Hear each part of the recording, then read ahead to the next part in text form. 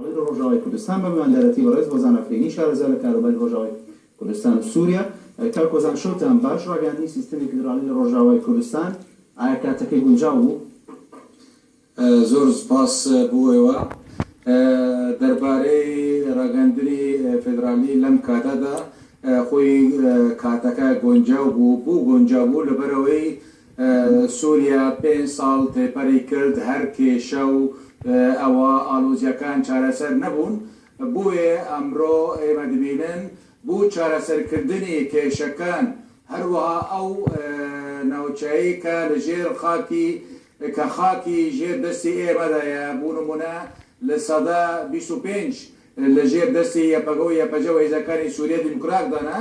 بۆیە من پێم وایە کاتەکە هاتووە لەبەر ئەوەی کانتۆنەکان ئێدی نەتوانن چارەسەری بڕێوەبردننی ئەو ناوچانە بکەن لەبەر ئەوەی ئەو ناوچانە زۆر فەرەوان بوونە. یعنی ئەگەر لە سەدا لە نەخشەی سووریا 25 ئەمەکەم نییە.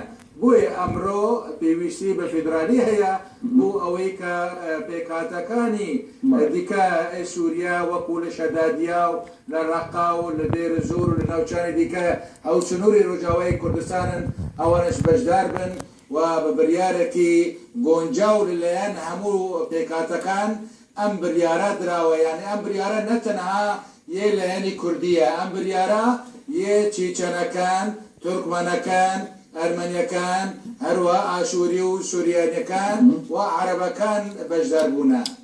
بەڵێ کاک وەزان، پاش ڕاگەاندنی سیستەمی فیدرالی لە ڕۆژاوای کوردستان دژایەتی زۆر لە ناوخۆی سووریا لەلایەن حکوومەتی سووری و ئۆپۆزسیۆنی سووریا و لە دەرەوەش لەلایەن ئەمریکا و لەلایەن ڕووسیا و لەلایەن تورکیاوە دژایەتی ئەم بڕیارە کرا. هیچ ئامادەکاری کراوە بەرگەی ئەو هەموو دژایەتیە دەگرن؟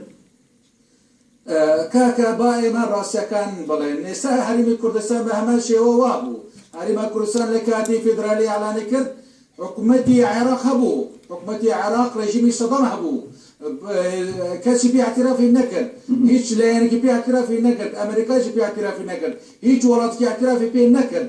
بەڵام لە دوای وردە ئێمە دەبینن عێراقیش دوای سەدەم حوسێن اعترافی پێ کرد و لە دەستوری عێراقدا ئاماژە پێکراوە و وڵاتانی دیکەش وەکو تورکیا چۆن دژایەتی دەکرد تورکیاش اعترافی پێ کرد.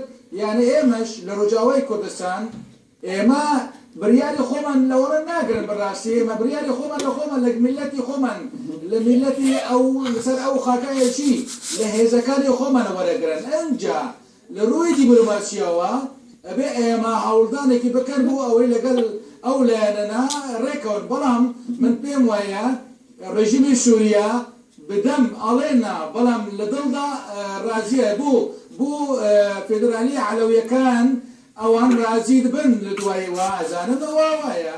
ئەمە ئۆپۆزیسیۆن ڕازی نابێت لەبەرەوە ئۆپۆزیسیۆن چی؟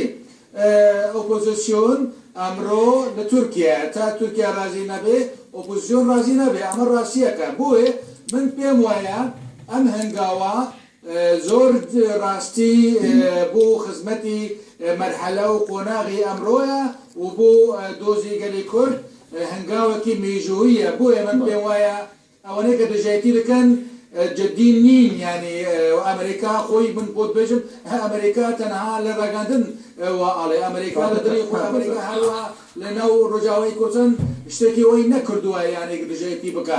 بۆ نمونە ئەمریکا ئەڵێ مە بەردەوام دەبن لەگەڵ لە هێزەکانی یەپەگا بۆ دژایەتی داعش. کاتە کاک وەزان تێڕوانی ئەمریکا و ڕووسیا چۆن دەبینن پاش ڕاگەاندنی سیستەمی فیدرالی لە ڕۆژاوای کوردستان؟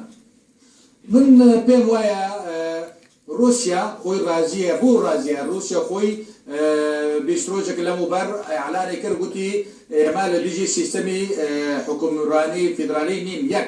ئەوەی دووەم ئەو ڕۆژ لاڤرۆڤ خۆی وەزیری دەرەوەی رووسیا گوتی مافی تورکیا نییە دەستێوەردانی بۆ باکووری سووریا بکە لەبەرەوەی ئەوە کوردەکانی سووریا ئەگەر دەسڵاتیان گرتووە دەست ئەوە ئیشی سووریایە، کوردی سووریا ئەوە کاروباری سووریایە، مافی تورکیا نییە تەدەخولی نەو کاروباری سووریا بکێ. بۆیە من پێم وایە رووسیا ڕازیە و نوێنەرەتی خۆمان لەوەیە. ئێستا نوێنەرەتی ڕۆژاوای کوردستان لە رووسیا نییە؟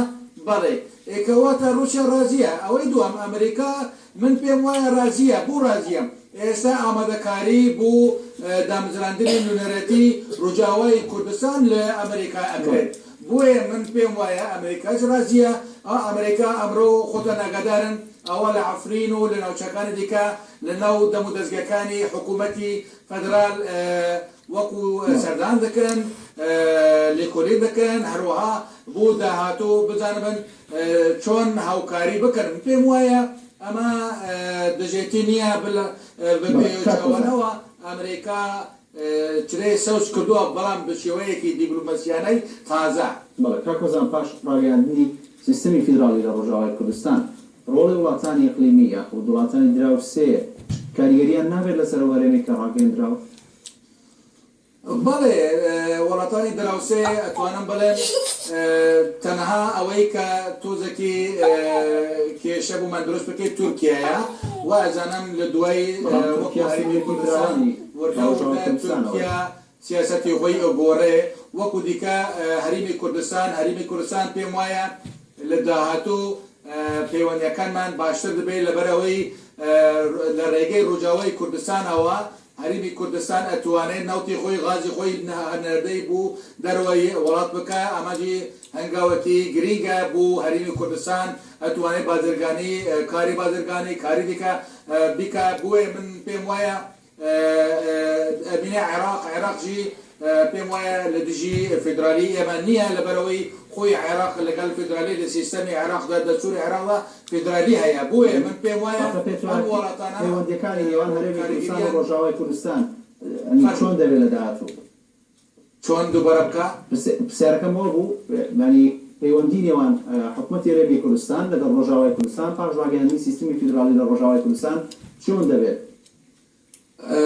هەرێمی کوردستان من پێم وایە وتم یعنی نەچارە یان هەرێمی کوردستان ئەگەر لەگەڵ ڕۆژاوای کوردستان پەیوەندی خۆی باش نەکێ زرار دەکێ بۆ زرار دەکێت لەبەرەوەی ئێستا لەگەڵ تورکیا پەیوەندی هەیە باشە بەڵام ئەو پەیوەندیە تورکیا وەکو کاغازێکی فشار ئەخەتە سەر هەرێمی کوردستان بوون ڕۆژی کوردەکان بۆ کوردی باکووری کوردستان ئەوەنە بۆیە من پێم وایە ڕۆژاوای کوردستان ئەبێ جێگەی هەنەسا بۆ بازرگانی نەوت و غاز و بازرگانی دیکەی لەگەڵ ئەوروپا و لەگەڵ وڵاتانی دیکە بۆیە هەرێمی کوردستان پێم وایە پێویستی بە ڕۆژاوایە و ڕۆژاوای کوردستانش پێویستی بە هەرێمی کوردستان هەیە و پێم وایە لە داهاتوو هەرێمی کوردستان هەڵوێستی خۆی سیاسەتی خۆی گۆڕا و هاوڕێتی دەکا و دۆستایەتی دەکا و دراوسێتی دەکا. هەڵوێستی وڵاتانی عەرەبی چۆن دەبینی پاش ڕاگەیاندنی سیستەمی فیدرالی لە ڕۆژاوا و ئەوان هیچ کاریگەریەکیان دەبێت ئەگەر ناڕازی بن؟ پێم وایە ئوردن، میسر، عێراق ئەم وڵاتانە و لیبیاش و تونسشی ئەمەنە کێشەی ئەوە ناکەن لەگەڵ کوردشتێکی ئەوە بەڵام پێم وایە تەنها ئەگەر سعودیا لەبەر ئەوەی ئێستا سیاسەتی سعودیا لەگەڵ تورکیا نزیکبوون هەیە بۆیە من پێم وایە سعودیا لەوانەی قەتار سعودیا ئەمانە هەندی کێشە بۆمان دروست بکەن بەڵام ئەو ناژی دوورن لە ئێمە هەوسنووری ئێمە نین من پێم وایە لە داهاتوو وەکو چۆن هەرێمی کوردستان ئەمڕۆ بوو واقعات هەموو کەسێک ئەترافی پێ کرد ئەمڕۆ لە هەرێمی کوردستان کۆنسولیەکانی زۆربەی وڵاتانی جیهانی هەنا لە هەرێمی لە ڕۆژاوای کوردستان بە هەمان شێوەیە و من پێم وایە ئێمە دەشبینن لەوە کە داهاتووی ئێمە پەیوەندیەکان لەگەڵ عەرەبەکان و لەگەڵ وڵاتانی دیکەی عەرەبی باش دەبێت. بەڵێ ڕۆژان ئەفرینی شارەزا لە کارۆباری ڕۆژاوای کوردستان و سووریا سوپاس بۆ بەشداری لەگەڵمان. بەردەوامی بەڕێوەکاری ئەمنی حکوومەتی تورکیا